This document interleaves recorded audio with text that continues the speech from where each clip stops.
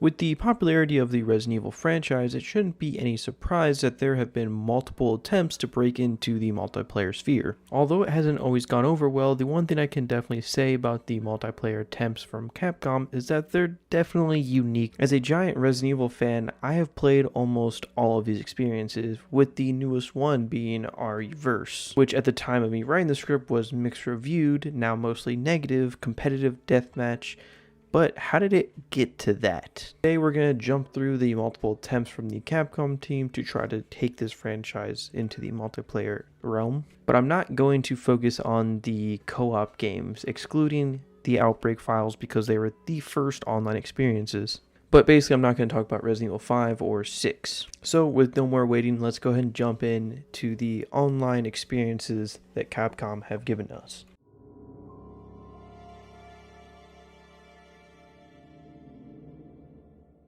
The Outbreak series got its first installment on the PlayStation 2 in 2003. Outbreak would be the third Resident Evil game to be released on the system and would very quickly gain attention. This was during an odd time in the Resident Evil franchise as the gameplay styles were sort of all over the place. They were basically trying to redefine what Resident Evil was at this time. Thankfully, Resident Evil Dead Aim's mechanics would not be the norm for the franchise. On top of Dead Aim though, Capcom was really trying a lot of different styles at this time. Code Veronica X and Resident Evil 0 both favored the classic fixed camera angles, while Resident Evil 4 and Dead Aim would try some new techniques mixing in more action-based gameplay, while Outbreak would favor the classic style, which kind of makes sense since Outbreak was actually in development before Resident Evil 2, but was canned for a little bit. Its initial rendition had players teaming up in sort of like a time trial mode, just trying to survive as long as possible. This got cancelled due to lack of teamwork driven by the concept.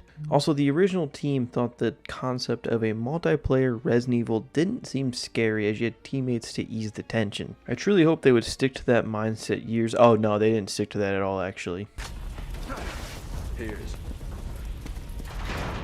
After some years passed and some more thought went into the project, there was a realization that a spin-off series would be perfect for this concept. And sure enough, Outbreak was put right back into development. And of course, the main draw is that there would be multiple companions controlled by other players running around the map with you, or just 2 AI-controlled companions. But hopping online would get you 3 companions, so a little bit more enticing to play online. With 8 unlucky Racoon City residents to pick from, the game offers a good variety.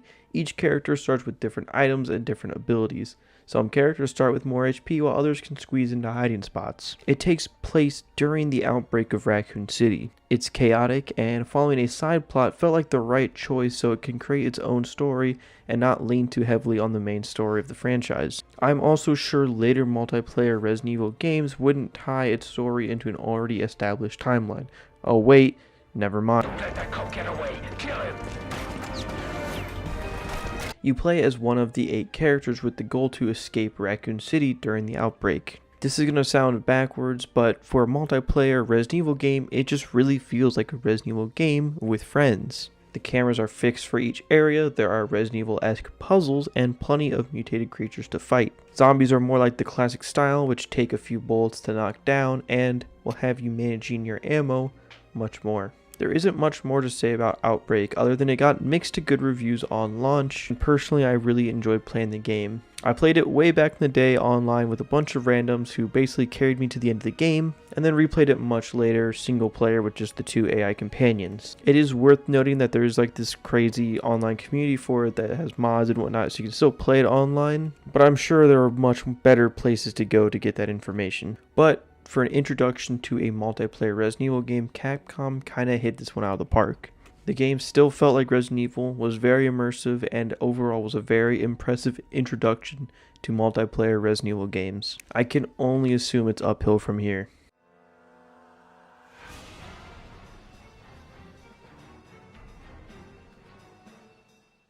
One whole year later, we got Resident Evil Outbreak File 2. There aren't many changes to gameplay, it just kind of builds new scenarios for the returning cast. On today's standards, this probably just would have been DLC for the original game, but PS2, you couldn't do that, so here we got Outbreak File 2.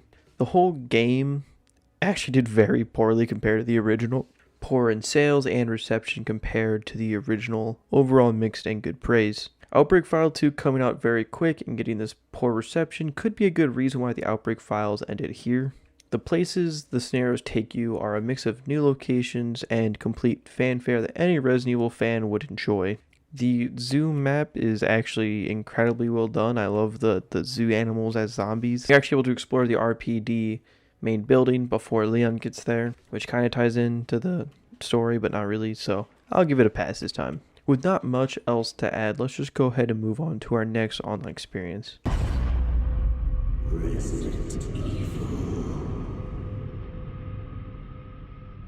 It took the franchise quite some time to attempt another online game, but this time they seemed to be all in. It wasn't a mainline title, it wasn't even canon, but that made this game all the more special, sort of. Operation Racoon City came out in 2012, and according to whoever you talked to, in a line of really unfavorable Resident Evil games. It came out early in 2012, so it was before 6 hit the market, but it really felt like the direction that the Resident Evil franchise was going down.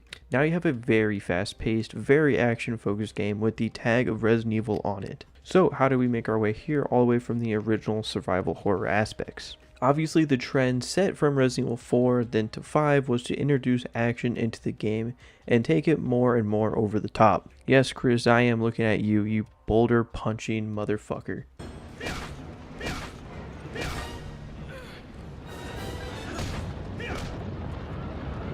Those were the mainline titles though. Those were the canon stories of Resident Evil up to this point. So what if we essentially split the game down the middle to appeal to both sides of the fan base? This can be done and was almost done with this installment. Most of the user reviews for this game are actually mixed to good, so it brought in some fans. I do think there were a few key reasons why this game worked for fans, and we are going to cover them as we go forth talking about this game. Operation Racoon City has you playing as an Umbrella Corp Special Force, trying to cover up Umbrella's involvement in the Racoon City incident. As the game isn't canon, they could have gone anywhere with its story, but I do enjoy for the most part what it's trying to do. The parts I dislike is when it gets a little bit too intertwined with the RE2 story. Once Leon not only makes an appearance, but the player has to choose whether to save him or kill him. I don't know, it just felt cheesy. I feel like most players are going to choose to save him. He's Leon. We have a good connection to him. Past the decent story mode, the game launched with a good amount of bugs, which scared a lot of players away, and that's totally fair. The game really shined when there were no bugs and the gameplay was at its peak. You were working with your team to fight off either a horde of zombies or hordes of zombies and the opposing Spec Ops force that you were trying to fight.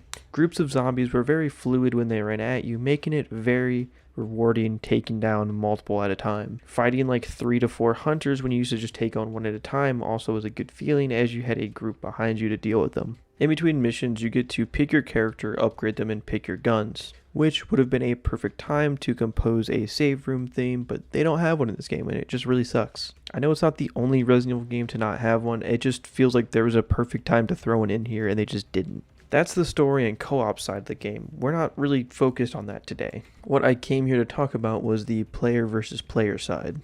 I'm pretty sure this is the first instance of PvP in the Resident Evil franchise. The main mode I remember playing was the Heroes mode, a 4v4 one life mode where players would traverse a zombie-ridden map and search for other players to kill. Players would have the ability to select a list of heroes, Leon, Claire, and so on, or the enemy heroes. Perfect time to call them villains, but they were just also called heroes. Hunk, and of course random Umbrella pilot. Who couldn't forget Lone Wolf? He definitely made appearances in the franchise before this. He's not hammed in at all. The twist is that zombies would populate the map and cause a nuisance while players would track down each other. The mode, to be honest, wasn't that great. Players could use first aid spray, making gunfights last way too long. Players just felt really bullet spongy when I feel like quick rounds would have just done a lot better. So a faster time to kill would have been really appreciated here. That was just the highlighted game mode for me, but there were 2 other game modes as well. Team Attack, which was just Team Deathmatch, where players play as either the Umbrella team or the generic Spec Ops, and then Biohazard, which is just capture the flag, but instead of a flag, you have the G-Virus container. Lastly is Survive, where players try to outlast the other team and get to the chopper to escape. Even though I know I tried all of these modes out, the only memorable one was Heroes, which kind of makes sense, a mode where you play as the most memorable characters throughout the years. mainly just in this game though. Listen, any instance where I could play as Hunk, I was gonna remember it. Overall, the story and co-op was truly the standout section part of this game. The PvP side wasn't bad, but just felt like there wasn't enough to keep coming back to it. Combined though, the Racoon City at least felt like a full online complete experience. You had a full co-op experience and a somewhat decent PvP experience. It was enough to keep the attention of a fan, but probably won't draw in too much attention from outsiders. I saved my opinions for this game to the very end, so I wouldn't really let you know what side I was on. But I actually very much love this game. In a perfect timeline after 4, Resident Evil sort of splits off into two different paths. Side projects like Operation Raccoon City take the reins and focus on the action side, while Resident Evil 5 is created to focus on the survival horror side. We wouldn't have gotten the Resident Evil 5 and 6 that we got today, but I think that would have been okay if we got a much more horror focused experience. But when you have a side project like this, it's not created to try to steal the spotlight of the main franchise, rather to either grow or just offer a different playstyle without butting heads with the storyline and canon of the main story. This could have been a great complementary game to a well-established franchise. And don't get me wrong, this is not great or perfect by any stretch of the imagination, but for a co-op experience, it was a bunch of fun. Also, I have to be honest, this game gave us some pretty great, memorable Resident Evil characters. The entire cast of USS were unique and brought something to the table. And like I said, they really expanded on the Lone Wolf lore, and I was really needing that. Until next time, Lone Wolf, a character chosen for the hero mode I have no information about, truly embodies what it means to be a hero in the Resident Evil universe.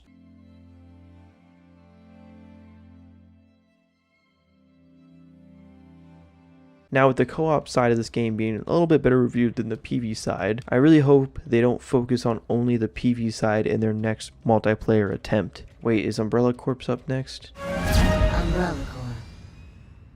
Interestingly enough, up until this point, every online game focused on the outbreak of Raccoon City, which makes sense to me. There's thousands of stories to tell of random survivors, cops, and whatnot trying to escape the outbreak, all while having their own monsters to try to fight at that point too. Well, forget all that, because we're going to talk about the first online game here that has absolutely no story.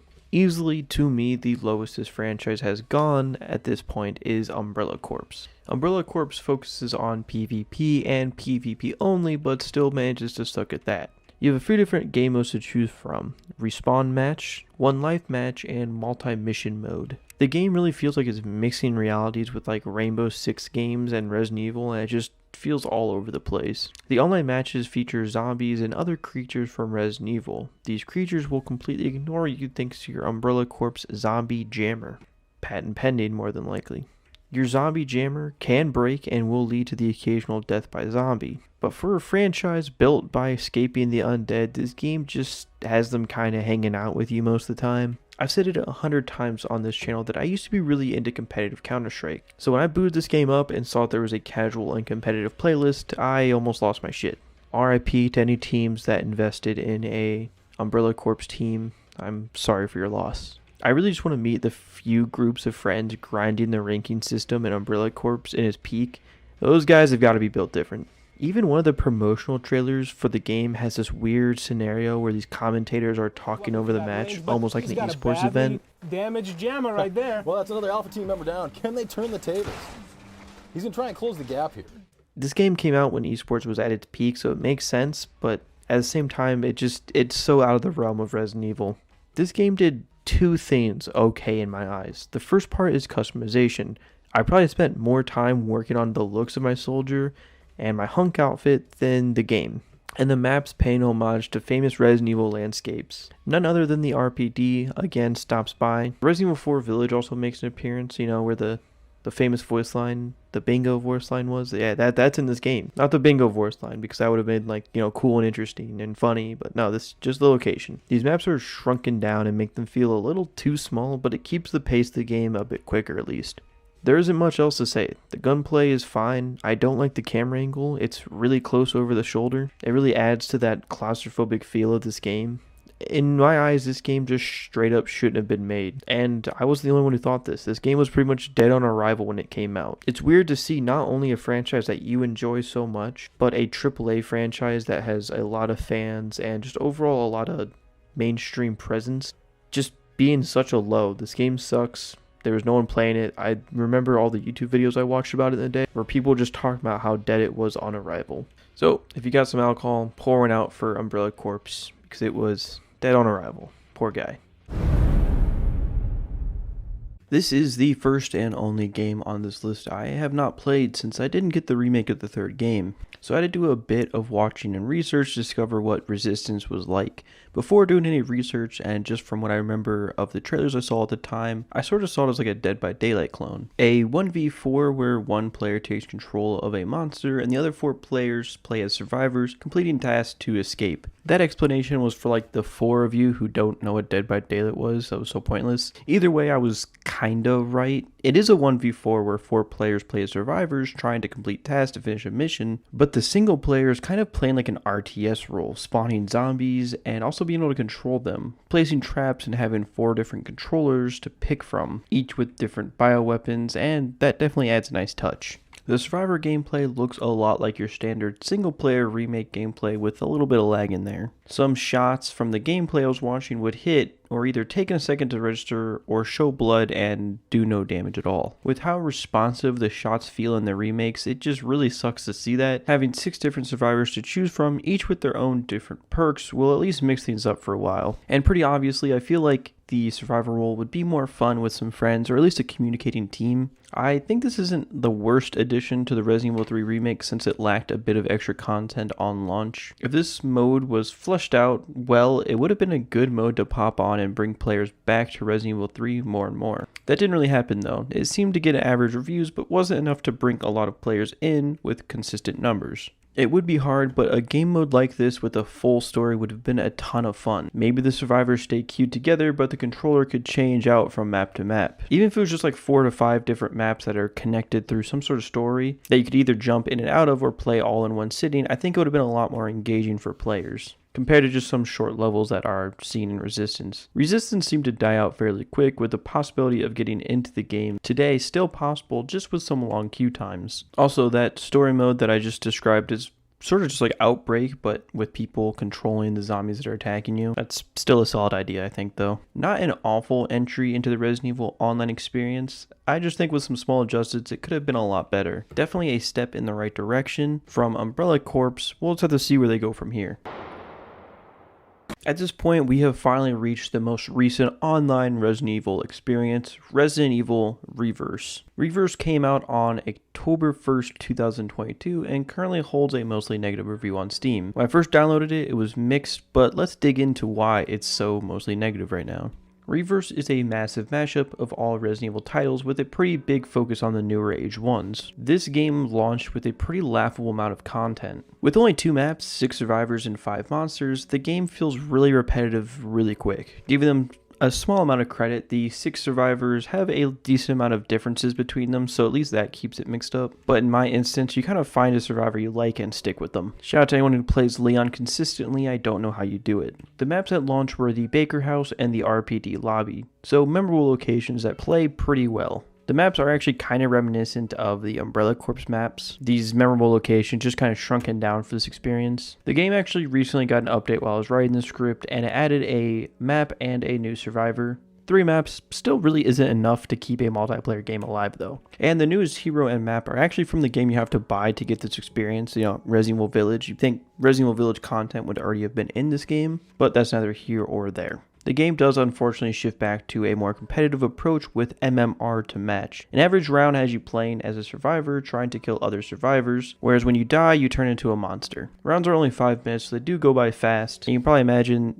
to win a round you just have to have the most amount of points. You get points by killing other players and stacking up kill streaks. Getting into the monsters a little bit more, after each death you do spawn back as a monster, able to hunt down humans until you are killed again, then you respawn finally back as your survivor. You can change what creature you spawn in as by collecting little purple vials around the map. Collecting none will force you to spawn back as the General Infected from Resident Evil 7. 1 will have you come back as Jack or a little toad creature from 3. And 2 will either have you come back as a Tyrant or a Nemesis. All the monsters are very spammy with their primary attack, but genuinely the more vials you collect, the better the monster is. After the round you get some XP to level up, and after that you just get to run back the match all over again.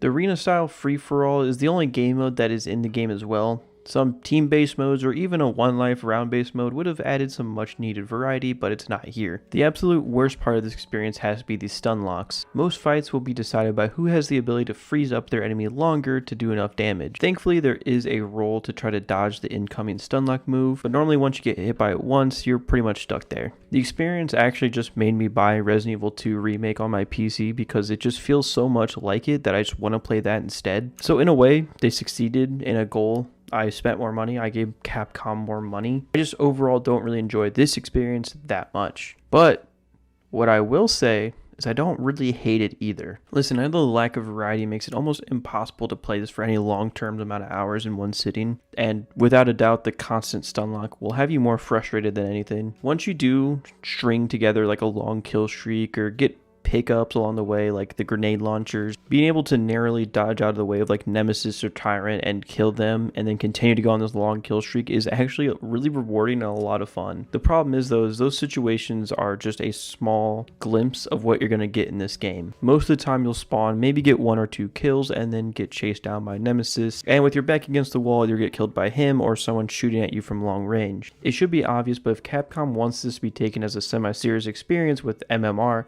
they're going to have to constantly change the game with updates to take care of issues, and I just really don't see that happening. The mostly negative reviews reflect the poor gameplay, but more than that, just call for another longer based co-op experience like the Outbreak games. Which I get, I 100% understand a co-op experience in the Resident Evil universe is a lot more enjoyable than these semi-serious competitive games. And what I didn't mention throughout this entire time is the constant outcry from the community to make an Outbreak type game. With every new attempt for this multiplayer game, they kind of struck what the fans wanted the first time. Hell, with the remakes in 7 completely reviving the franchise, they could have completely revived an online experience as well. A first-person perspective online Resident Evil game set in the Baker house could have been done really well if you were forced to try to keep each other alive. Capcom has really done wonders to this franchise with most recent games, with the remake series and 7 completely reviving the franchise and bringing those classic survival horror aspects back has been a nice breath of fresh air. I've always been a huge fanboy of Resident Evil 4, and the Resident Evil 2 remake is by far one of my favorites the franchise has to offer. With that all being said though, I think Resident Evil 7 is actually my favorite game in the franchise. It just seems to nail this uncomfortable survival horror feeling that I've been wanting from this game franchise since forever now. With the upcoming Resident Evil 4 remake, it seems like they're still going down the right path for single player experience. But for the online side, whether it's just ignorance or want to revolutionize the online experience, I don't know if we'll ever get what we want. We might just keep getting these experiences that last a few months at best until the servers are empty. Another thing I haven't brought up was the multiple battle passes and DLCs these online games have. It just isn't as easy to monetize a co-op experience as it is an online experience. But then you have to think back to Outbreak with all those special costumes and whatnot. Sure, it would be scummy to put them behind a paywall, but people would gladly pay for those skins. With how it stands though, we are just at the will of what Capcom wants to put out. And that's just kind of where we're going to be stuck for however long they feel like putting out these really weird online experiences. But either way, that's going to do it for me, guys. I hope you enjoyed the video. I'll see you next time.